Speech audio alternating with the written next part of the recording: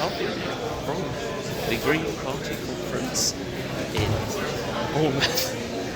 Yes, I don't think I mentioned it. I joined the Green Party. Anyway,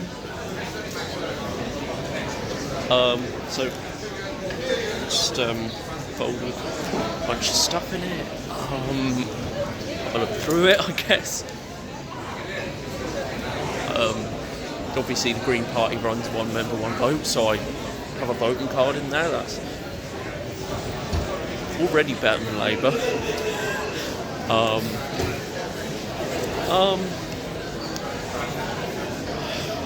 I mean, a turf did hand me a leaflet outside, but at least the people outside, turfs are not people trying to end war, you know. Another thing that's better. Okay, so one of the two deputy leaders there, Martin Ali, other is Rachel Millwall.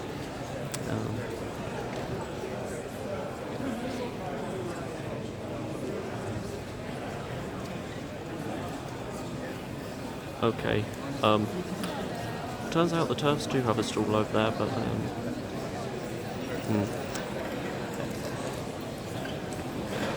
at least it's not the kind of prevailing ideology of the party. And building up of policy, so they are absolutely fascinating. So do go along to those. You don't have to say anything if you don't want to, but see if you fancy joining that group. There's no commitment, so I would recommend going to the meetings that are policy working groups. But like James said, the ones that say workshops, that's where something's going to be voted on at conference, and where we call it workshopping it before it gets to the plenary floor, kind of asking questions and going through the nitty gritty that there won't be time for in the plenary. Yeah,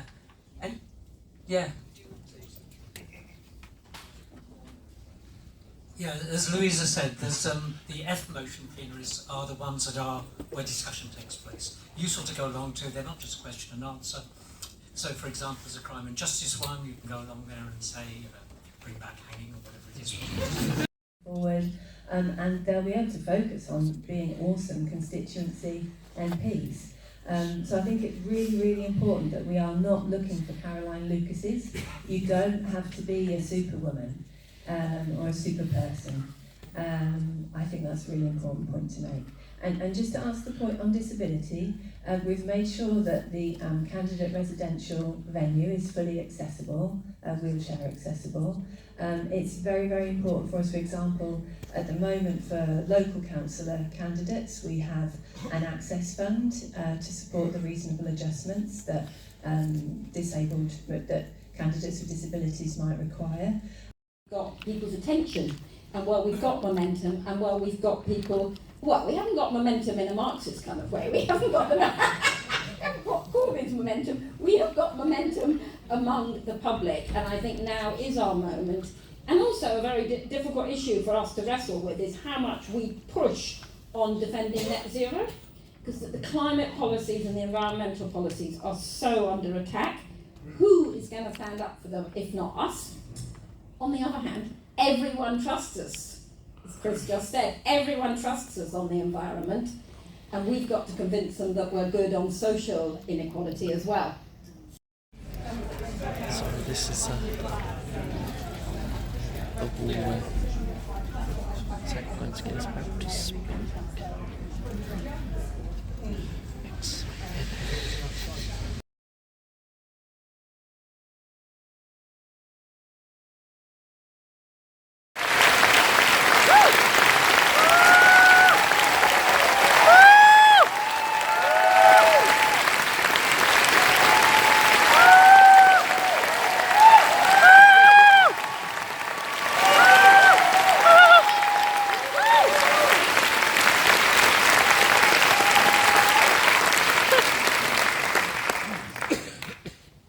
Well, we say this every year, but holy moly, what a year it's been!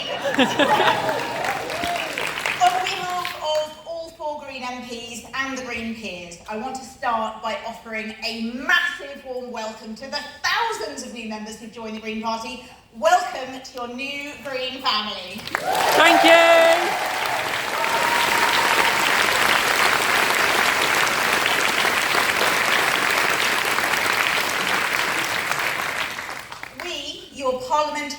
Party, I know that phrase still hasn't got old, are really excited to work with all of you new members and with the party's fantastic new leadership team. We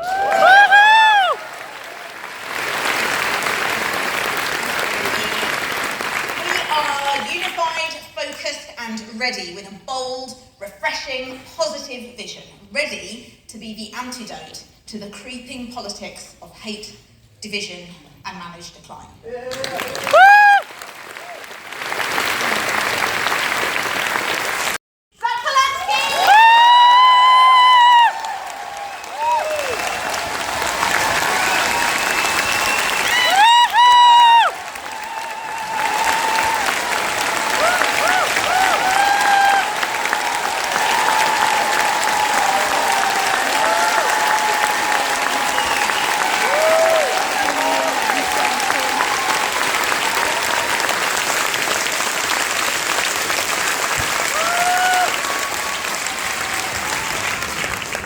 Thank you.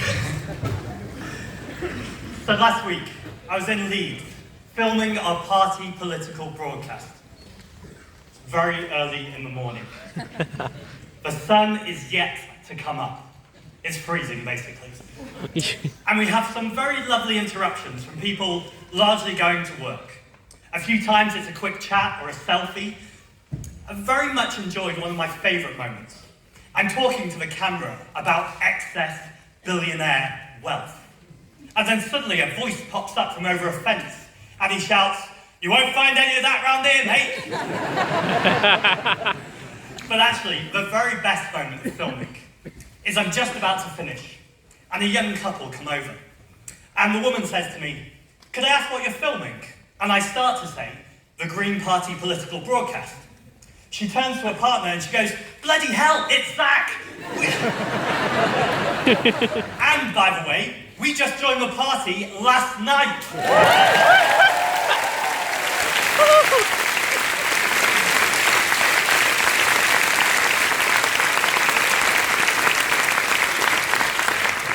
Now I've got to be careful here. I can't personally promise to turn up on the doorstep of every single new member the morning after, but it was a very lovely moment. Total detachment from people actually making decisions. A feeling that there's just not a future to get behind. Well, that's where we come in.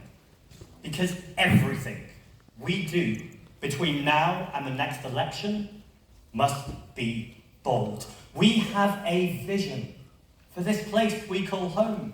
And boldness means connecting right now with how hard it is for so many people. It means listening, not just finger pointing.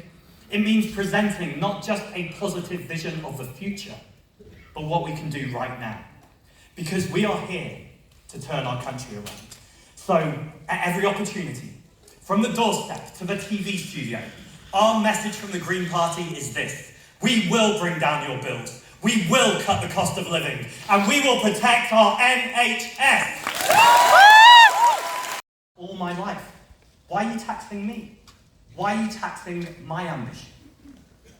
We need to make sure that every single person in this country knows there will be people who go to sleep at night. And without lifting a finger, when they wake up, they will be richer, much richer. They will make more money in one night than everyone in this room could probably earn in an entire year. More than the whole of Bournemouth could earn in an entire year. That's why it's difficult to imagine, because it's obscene. So we are not talking about taxing hairdressers or plumbers or ambition. It is time for a party that will tax the assets of the 1% to reduce inequality so we can have a country with universal free childcare.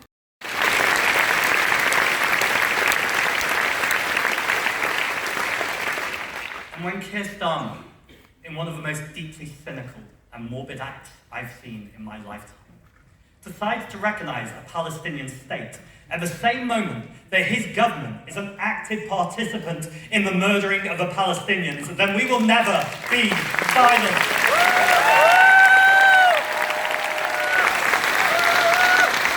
Hardest. food inflation is being made worse by climate breakdown. We live in one of the most nature-depleted countries in the world, and we've literally just had the hottest summer on record. Now, Labour made a £28 billion pledge on green investment, but they ditched it before the election, before they'd even had a sniff of power. Now, many of their politicians had long opposed airport expansion, and now they're championing it. They promised not to grant new licences for North Sea oil and gas, and now we hear, inexplicably, they're exploring new ways to drill.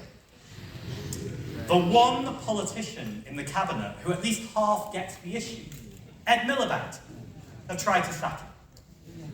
They've high. Look at next year alone and get ready for some bold politics. We are fighting to win our first ever directly elected mayor in Hackney. In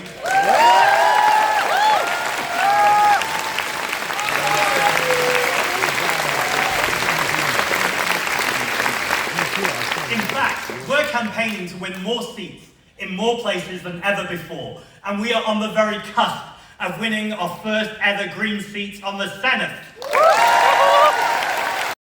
So I wouldn't like, but I certainly think it's a subject to debate, and I think you're certainly right. It's an issue that we do need to address as part of our attempt to broaden the appeal of the Green Party to places that it still has limited appeal according to the statistics. And was it Mark? Robin behind. I'm certainly, I kind of get where you're coming from, and I kind of have those. Have those concerns too, that it has been a long time coming. And again, the issue with eco-socialism, we may think that fundamentally we have to get rid of capitalism before we can save the planet, but we haven't got time to get rid of capitalism. So we have to do what we can to do as much as we can to put pressure on the existing ruling classes, on the existing world governments to take ameliorative action, which will at least make things not quite so bad. So okay, so it's an hour and a half for leader, but the world's leader is going to be speaking for half an hour, and then it's 2 hours of voting. So go on, be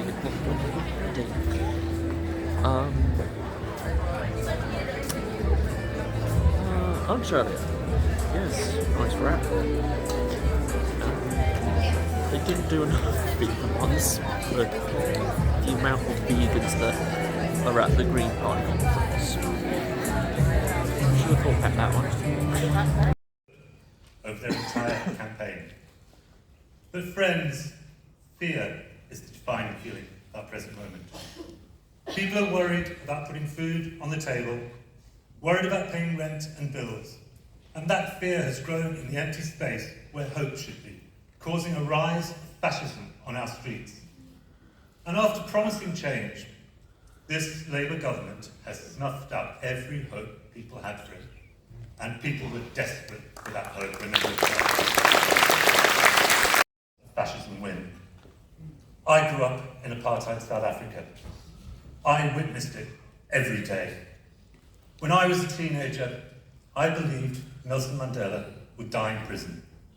Eventually, I left the country, knowing if I didn't, I'd be drafted into the apartheid army. But then, in just a few short years, the regime crumbled under the pressure of an enormous social movement, supported by people across the world.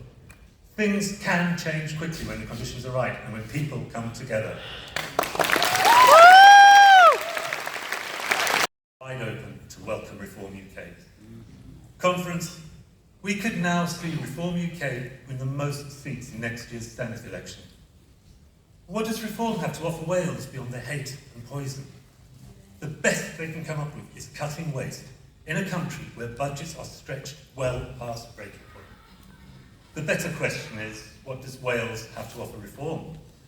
They are salivating at the prospect of politicians' salaries, the offices and all the resources they will bank if the current polls come true. For them, Wales is nothing more than a staging post on the way to Downing Street.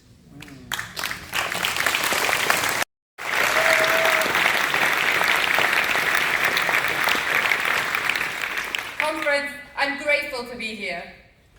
Me standing on this stage with you today is a huge win for the Welsh Party, and we'll take the wins where we can get them, because truthfully, to be a Green politician is to lose quite a lot. So the rise of racism is very real. It's a massive problem.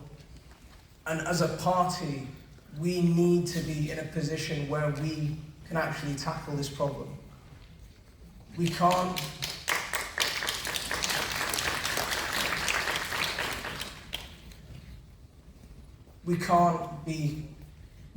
pretend to be an anti-racist party.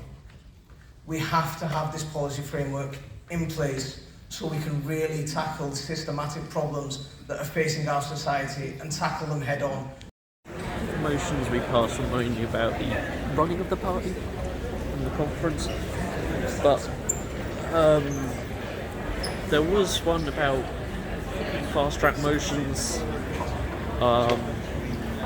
and yeah, and then we voted on to pass the one on improving policy on non-binary identities. So much for the turfs just showing up there. Couldn't even be bothered to come on. I'm not only real and valid, I'm also non-binary. So exciting times ahead. The committee have been hard at work this year. I mean, I'm mostly just going to be shouting out other people. Chris and Melissa, the fantastic work they did on the internal elections. We were very proud to have hustings for every single internal position, to get pledges back from most of our candidates so people could see how they stand or what their views are, and are they going to support us, what do they think about this. So it's been the room. I want to know how many sacks are there. Not, you can, yeah, including this one. So, how many you got during the quiz? The team with the correct answer gets an extra 2 points and prizes. Oh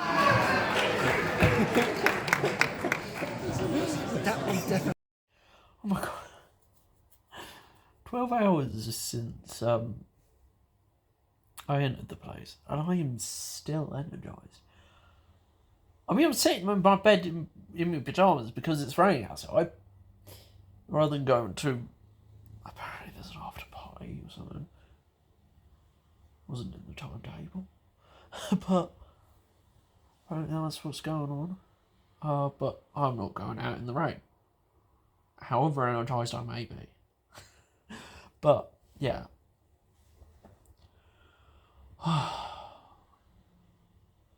My team came second to last place in the quiz, but you know what? It's fun. It's fun.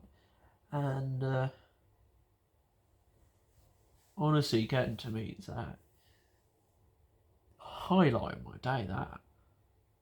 Wow.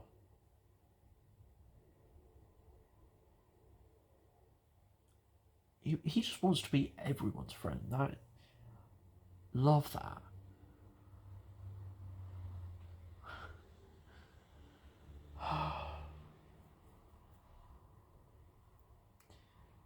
And I mean, considering I joined like pretty much straight after he was elected leader as well. Yeah. It's good stuff. Real breath of fresh air, Zach. I never got that reception with Keir Starmer. Never did.